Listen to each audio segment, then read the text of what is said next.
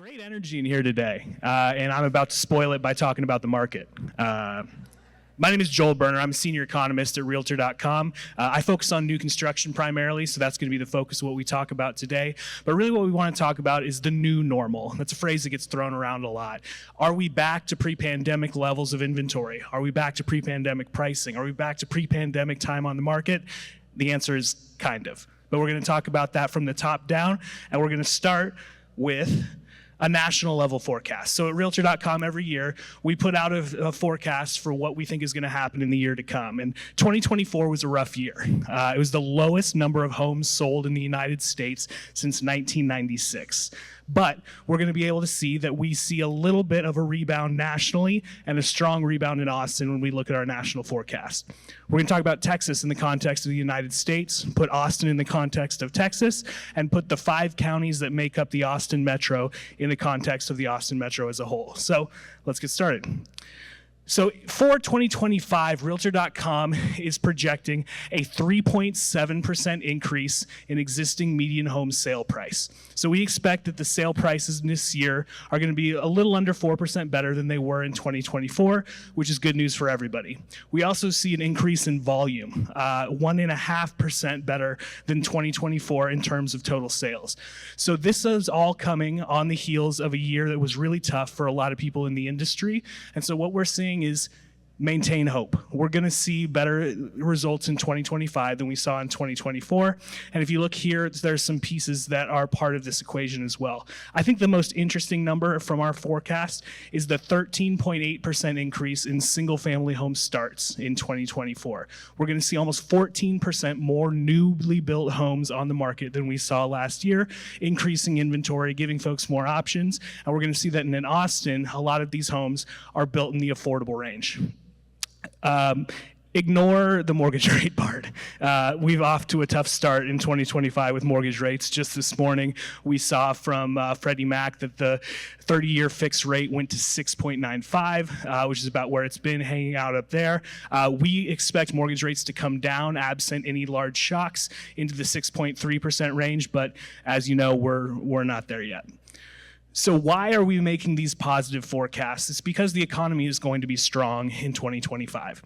We expect regular economic growth, as we've seen during most growth periods, of about 2%.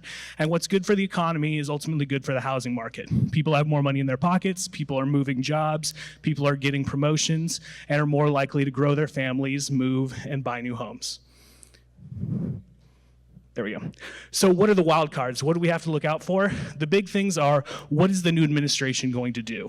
There's a lot of threats out there about tariffs, about deportations, and about tax cuts that are all going to be inflationary. And inflation is bad for mortgage rates, and mortgage rates that are high are bad for the housing market. So we're going to see if the new administration follows through on its promises or not.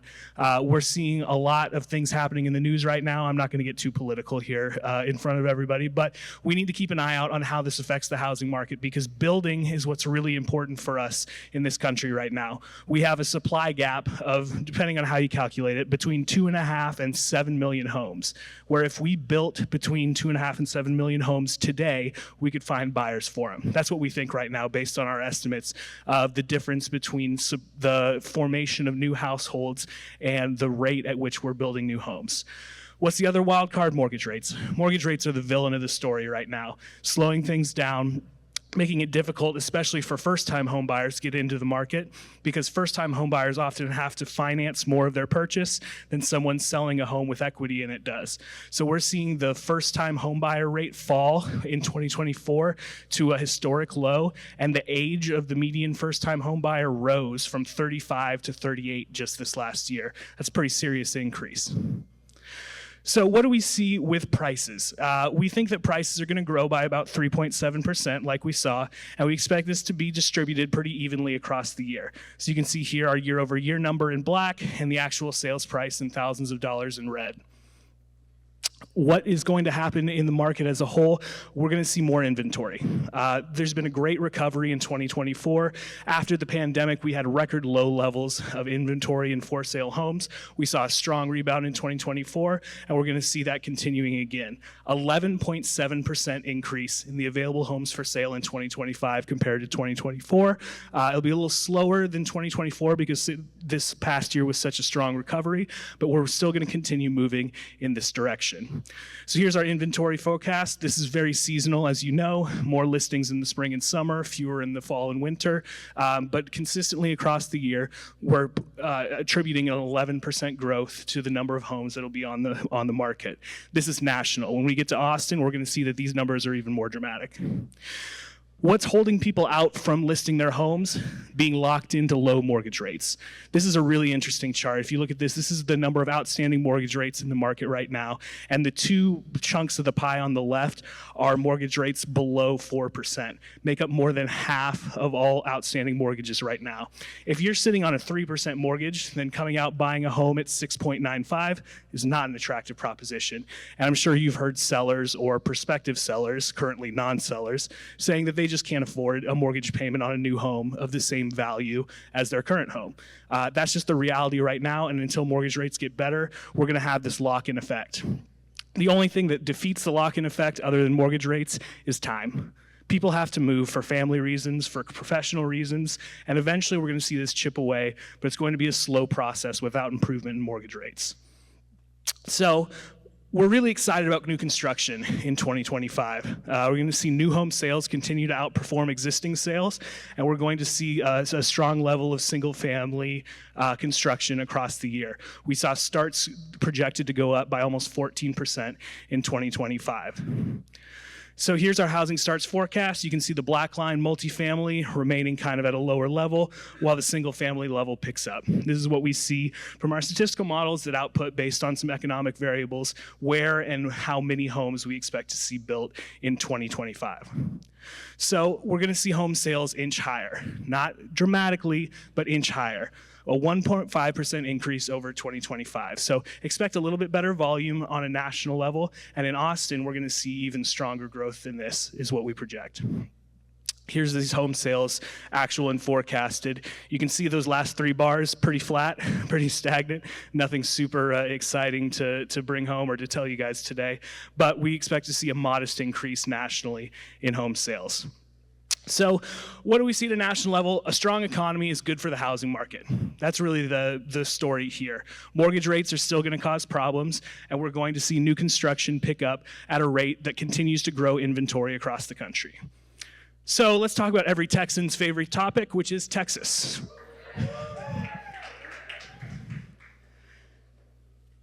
More people have moved to Texas in the last 10 years than any other state in the union. Growth in Texas has been extraordinary, and a lot of it is concentrated in the Austin area. With the population growing, we see more people here to buy homes, more people moving in, more people renting, and just an increase in economic activity because of this population growth. So Texas is number one in the total number of people who have moved here in the last 10 years, not number one in the growth rate. Florida is growing a little bit faster on that metric, but still doing a lot better than a lot of other states. And we see the bottom five in terms of population growth, actually losing people in the last 10 years. So we're in a state that's growing, which is good for your business and good for everybody's business here in Texas. So what are we doing because of all these new people coming to Texas? Thankfully, building new homes. Texas is responsible for 15% of the permits for newly constructed homes across the country, despite being only about 9% of the country's population. So we're punching well above our weight as a state when it comes to building new homes. Several other states really struggling, and some of the common names like Florida, the Carolinas, Georgia, performing well in terms of adding new homes. California also has been adding new homes at a respectable rate, but with a population larger than Texas, that 6.8% number isn't as impressive as Texas's 15% compared to 9% of the population. So the other thing we want to make sure is that we're not just building homes for the high end of the market. but we're building affordable homes. So one thing I like to look at is a new construction premium. That's just the price difference between a newly built home on the market and an existing home on the market. And so we compare this number across every state, across every metro, and see places where the new homes being built are affordable. You can see on the left the top 5 states where this is happening. Texas comes in at number 11, pretty strong showing, not the best, at a 7.5% new construction premium. So in the state as a whole, the average newly built home is priced a little under 8% higher than the average existing home on the market. It's pretty strong showing, doing a lot better than some of these Midwestern states that are building in the luxury segment and not in the affordable segment. So what does this leave us? Well, affordability is kind of the name of the game right now. It's tough for folks in a high mortgage rate environment to buy a new home.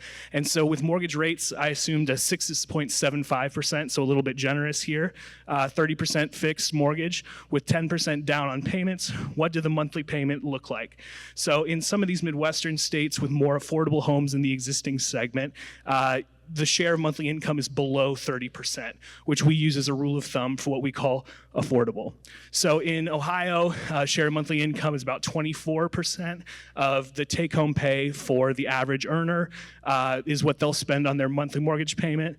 And then in some other places, you know, your kind of usual suspects for affordability issues, your Californias, your East Coast. Montana's a little surprising on that list, but with some of the building they've done in the luxury segment lately is not as surprising. Affordability is really tough in those places.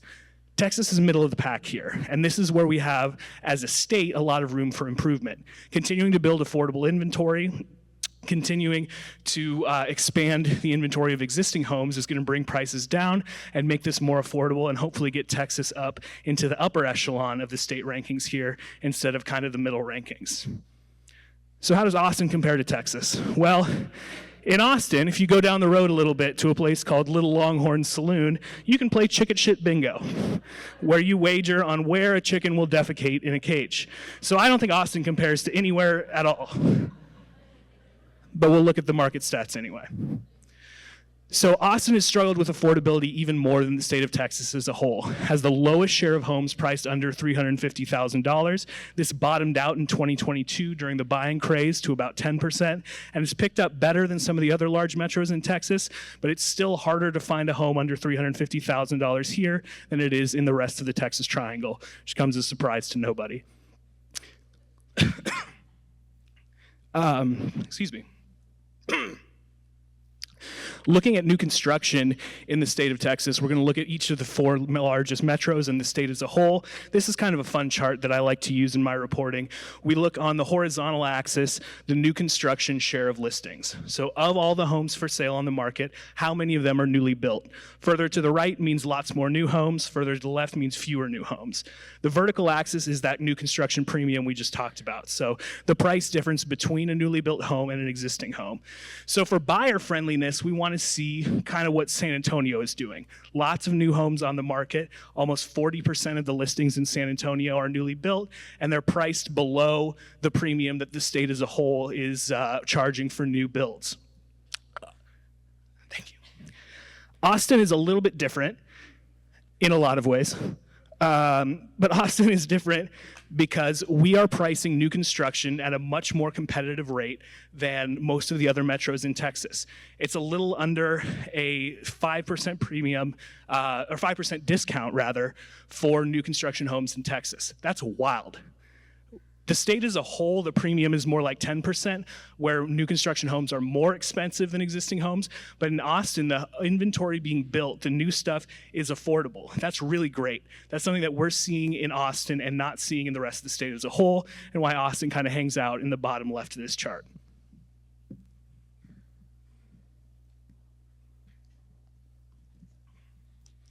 Thank you for bearing with me there. Okay, so let's look at the Austin Metro and we'll look at some sales stats. This goes all the way back to the mid-2000s, the mid-aughts, I should say, and comes to today. And that blue line you're looking at is the number of transactions year over year. So we saw from about 2019 to 2021 a huge spike in the number of sales. This was the good times, right? And since then have absolutely plummeted. The brakes got hit, and we bottomed out kind of in the 2023 range. And since then have picked back up, not to the level we were at, but back to a more sustainable level. And so we're seeing that this blue line kind of coming back, averaging around 0. Things are flattening out, and we see sales more consistent year over year. Not the insane spikes of 4 years ago, not the insane slamming on the brakes of 2 years ago. So we're kind of seeing a bit of a normalization in the market and seeing that we hope sales counts will continue to improve. Here's some listing stats, and if you look at my left axis, you'll notice that these don't look like percentages because these are crazy percentages. So the time on market, that green line, more than 4x'd during the brake slamming period, really. So we went from a time on market where, you would list a home on Thursday and sell it on Sunday to a home sitting on the market for half a year. And that really, really has changed the inventory level, that blue line. So we saw strong inventory growth all the way from the middle of 2021 until the middle of 2023. And now we've kind of come back down and then picked up again in 2024. So that blue line being above 0 in 2024 is the inventory growth that we're seeing on the market right now. It's not quite like it was immediately after the surge a few years ago, but it's still growing at a considerable pace, and we're seeing more homes on the market than we were in years past. Looking at listing growth by percentile, listing price growth by percentile, the blue line is the median listing price, and the other lines are the 95th, 90th, and 99th percentiles of listing prices.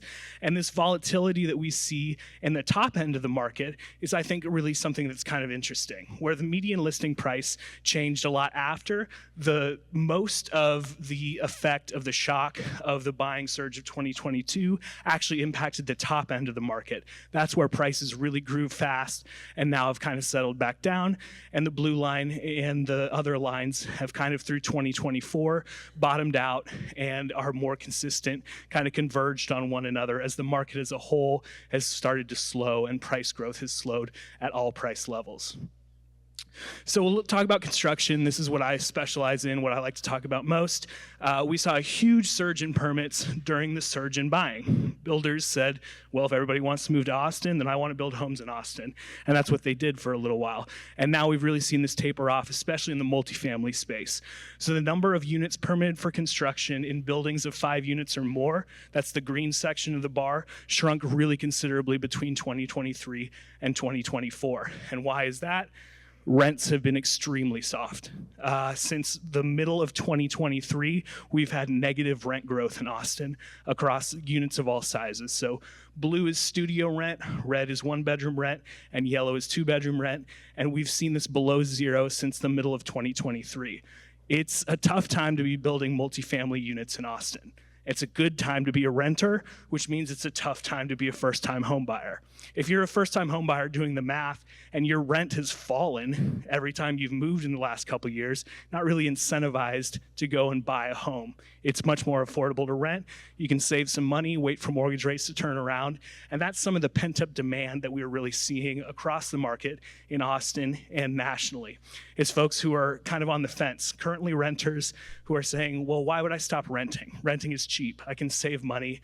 Why would I go and buy a home? Well, of course, we know the answer to that is to build long-term wealth.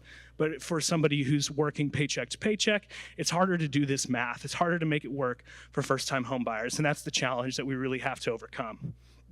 So here's the Austin projections for 2025. And if you remember the numbers for the national level, we projected a 1.5% growth in sales counts and a 3.7% growth in median sales price. In Austin, we're much more bullish. 14.5% is our projection for year-over-year sales counts. So if you can do 14% better than last year, probably not to where you were in 2021, but you're actually in a much stronger spot than 2024. So we're strong in our projections on Austin. We think sales counts are going to pick up, and we think the median sale price is going to pick up as well, 10.2%. So this is something that I'd really love to connect with you guys about. Is this what you're seeing right now? Come talk to me at the Realtor.com table. I'm over there with Charles. Tell me if you think our numbers are a bunch of crap. Or if you think that this is going to be a really strong year. I'd love your feedback. So let's break it down a little bit further. We've been talking about the Austin Metro. Let's talk about the counties. So this is year-over-year price growth by county.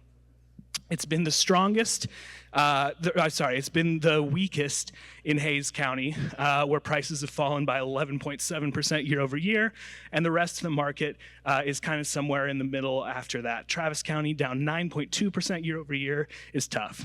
That's honestly, as a homeowner in Travis County, that number kind of distresses me, but that's where we are right now. So here's 5-year price growth by county. This is from before the pandemic in December of 2019 compared to December of 2024. The gains are still there. Even though we lost a lot when the brakes got slammed on after the buying surge, we're in a much stronger spot than we were 5 years ago. And so Williamson County leads the way, 51% higher than they were at in terms of median listing prices from 2019. Everywhere else kind of falls somewhere in the middle. Inventory is interesting as well. This is the big story right now. Lots of homes on the market, homes spending longer on the market, especially in Travis County. So this is not something that's just brand new and kind of come and gone away.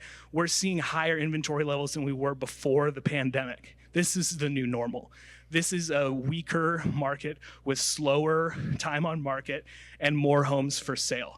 It's a better buyer's market, but it's one that's much more concentrated than it was in 2019 as the momentum of sales in Austin really picked up. So Williamson County is the one that stands out to me here, only grown 1.5% in a 5-year change, but the rest of the counties have had serious expansion in the number of homes for sale. So my question was, why does Williamson County not have more growth in a 5-year perspective? It said, is it because they're not building in Williamson County? And the answer is no. This is new construction listings by county, and Williamson County leads the Austin Metro, actually. There are more for sale listings that are brand new builds in Williamson County than there are in Travis County. So the Williamson County, over 5 years, has actually had one of the best performances. Inventory is up less than the other counties, prices are up more than the other counties, and there's more building happening in the northern suburbs as well. So here, I'll go through these quickly. If we can share these slides later on, these might be interesting to look at, but one of the things we like to talk about is cross-market demand. So for people looking at homes in a certain place, where are they looking from? And in Bastrop County and in some of the other outlying counties, Travis County is the leader. So people from the city center looking for more affordable homes kind of on the outskirts of town. Same thing in Caldwell County. Travis County is the leader. Same thing in Hayes County. Travis County is the leader of people looking for homes in Hayes. But Travis County is a little bit interesting. So before, if I had given this presentation maybe 2 or 3 years ago, number 1, number 2, and number 3 would be Los Angeles, Chicago, and New York. This was a lot of the inbound traffic from the other parts of the country into Travis County. But now Travis County is really fragmented in its viewership. The highest share here is only 13%, and that's from Dallas County, Texas. And then we see some of the other surrounding counties looking at Travis County. And we see New York, we see Los Angeles, we see Cook County, Illinois on there, but as a much lower share than they were a couple years ago. So this is kind of the canary in the coal mine. Like, are people still coming to Austin at the same pace they were 2 or 3 years ago? No. More people are looking at Travis County from Texas than they are from other places outside of Texas for the first time now that it has been in the last few years. So this is something we want to keep a close eye on and see if the growth is coming from within the state or from other parts of the country. I'll skip Williamson County. Just to recap here, we expect sales volume and prices to increase nationally, and we expect sales prices and volume to increase in Austin in 2025. Affordability is the main struggle for Texas, for Austin, for the country as a whole, as mortgage rates remain high and make it difficult for people to become first-time home buyers. And Williamson County is the hottest county on a 5-year span, with inventory levels about where they were and prices higher than they were before the pandemic. Thank you so much for having me. Come say hi at the Realtor.com desk.